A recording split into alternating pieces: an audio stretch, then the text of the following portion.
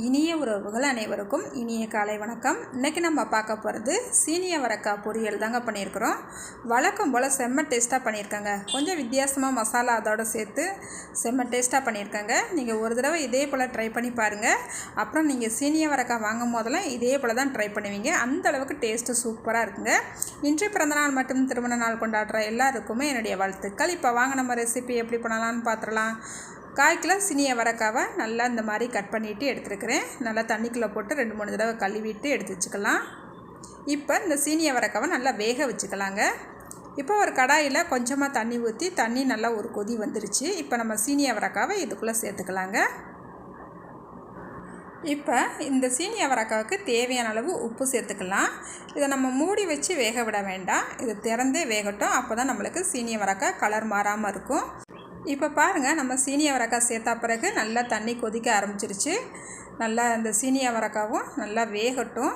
இது வேகிறதுக்கு ஒரு 7லேருந்து ஒரு 8 நிமிஷம் ஆகுங்க. நல்லா வேகட்டும். அதுக்கப்புறம் நம்ம பார்க்கலாம். இப்போ இந்த சீனிய அவரைக்காய் வெந்துக்கிட்டு இருக்கிற நேரத்தில் நம்ம இந்த சீனிய அவரைக்காய்க்கு போடுறதுக்கு ஒரு மசாலா பொடி ரெடி பண்ணிடலாங்க. ஒரு மிக்ஸி ஜார் எடுத்துக்கிட்டு 3 ஸ்பூனுக்கு பொட்டுக்கடலை எடுத்துருக்கிறேன். 2 வத்தல் இதோட சேர்த்துக்கிறேங்க. ஒரு 1/2 ஸ்பூனுக்கு சீரகம் இதோட சேர்த்துக்கிறேன். பெருஞ்சீரகம் தாங்க சேர்த்துருக்கிறேன். நீங்கள் காரம் எப்படி சாப்பிடுவீங்களோ அதுக்கு தக்கன இந்த வத்தலை கூட்டியோ குறைச்சோ சேர்த்துக்குங்க. இப்போ இதை நல்லா கொரகொரப்பாக அடித்து எடுத்துகிட்டு வந்துடலாம். பாருங்கள், நல்லா கொரகொரப்பாக இந்த மாதிரி நல்லா அடித்து எடுத்துகிட்டு வந்தாச்சு. இப்போ இந்த மசாலா பொடி இப்படியே இருக்கட்டுங்க. நம்ம காயை பார்த்துடலாம் வெந்திருக்கான்ட்டு. காய் பாருங்கள், நம்ம சேர்த்த தண்ணியெல்லாம் நல்லா வற்றி காய் சூப்பராக வெந்துருச்சு. காயுமே நல்லா கலர் மாறாமல் அப்படியே இருக்குது. பார்த்திங்களா, இந்த அளவுக்கு காய் வெந்து வந்தால் போதும். இது ஒரு 7லேருந்து ஒரு 8 நிமிஷம் ஆகும் வேகிறதுக்கு. இப்போ இந்த காயை தனியாக ஒரு பாத்திரத்துக்கு மாற்றி எடுத்துக்கலாம். இப்போ ஒரு கடாய் அடுப்பில் வச்சுக்கிட்டு இதில் 3 ஸ்பூனுக்கு எண்ணெய் விட்டுருக்கிறேன். கொஞ்சமாக கடுகு சேர்த்துருக்கிறேன். 1 ஸ்பூனுக்கு உளுந்தம்பருப்பு சேர்த்துக்கிறேன். இந்த உளுந்தம்பருப்பு நம்ம சேர்க்கும் போது இந்த காயோடு நம்ம சேர்த்து இந்த உளுந்தம்பருப்பு அப்படியே பொரிஞ்சு வர அந்த உளுந்தம்பருப்பு அப்படி சேர்த்து மென்று சாப்பிடும் போது செம்ம டேஸ்ட்டாக இருக்கும். இப்போ கடுகு நல்லா வெடித்து உளுந்தம்பருப்பும் நல்லா செவந்து வந்தால் பிறகு இது கூடவே 2 பெரிய சைஸ் பல்லாரி வெங்காயத்தை கட் பண்ணி இதோடு சேர்த்துக்கிட்டு 3 வத்தலையும் கிள்ளி சேர்த்துருக்கிறேன். கொஞ்சமாக கருவேப்பிலையும் சேர்த்துருக்கிறேன். இப்போ வெங்காயத்தை 1 செகண்ட் மட்டும் நல்லா வதக்கலாம். ரொம்ப நேரம் வெங்காயத்தை வதக்க வேண்டாம். இப்போ வெங்காயத்தை 1 செகண்ட் மட்டும் வதக்கிக்கிட்டாச்சு. இந்த வெங்காயத்துக்கு தேவையான அளவு உப்பு சேர்த்துக்கலாம். நம்ம காய் வேக வைக்கும் போதே காய்க்கு தேவையான அளவு உப்பு சேர்த்துக்கிட்டோம். இப்போ இந்த வெங்காயத்துக்கு மட்டும் உப்பு சேர்த்துக்கிட்டால் போதும்.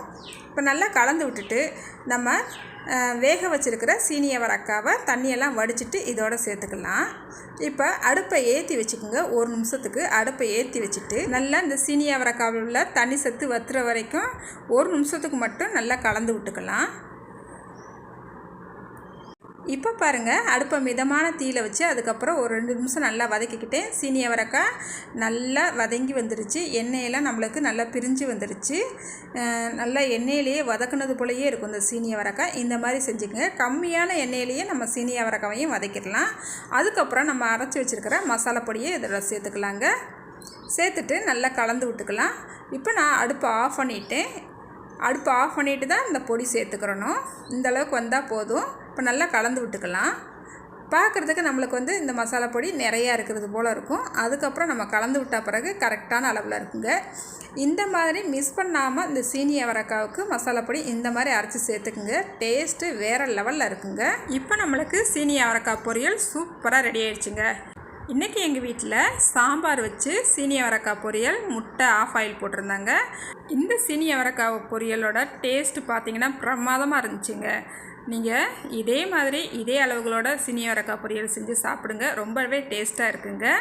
இந்த சீனிய அவரைக்காய் பொரியல் சாம்பார் சாதத்துக்கு மட்டும் இல்லைங்க, ரச சாதத்துக்கும் சூப்பராக இருக்கும். அதே போல் தயிர் சாதத்தோடு சாப்பிடும் போது ரொம்பவே டேஸ்ட்டாக இருக்குங்க. அதை விடுங்க, பழைய சாதம் தண்ணி ஊற்றி வச்சுருப்பீங்க பார்த்தீங்களா, அந்த சாதத்தோடு நம்ம சீனிய அவரைக்காய் பொரியல் வச்சு சாப்பிடும் போது டேஸ்ட்டே சூப்பராக இருக்குங்க.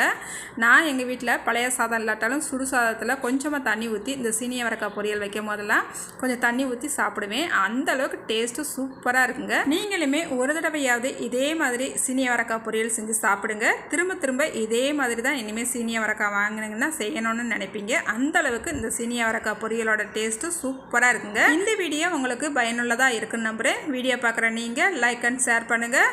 புதுசாக என்னுடைய வீடியோ பார்க்குறவங்க மறக்காமல் என்னோட சேனலை சப்ஸ்கிரைப் பண்ணிவிடுங்க. அடுத்த ஒரு வீடியோவில் பார்க்கலாங்க. பாய்.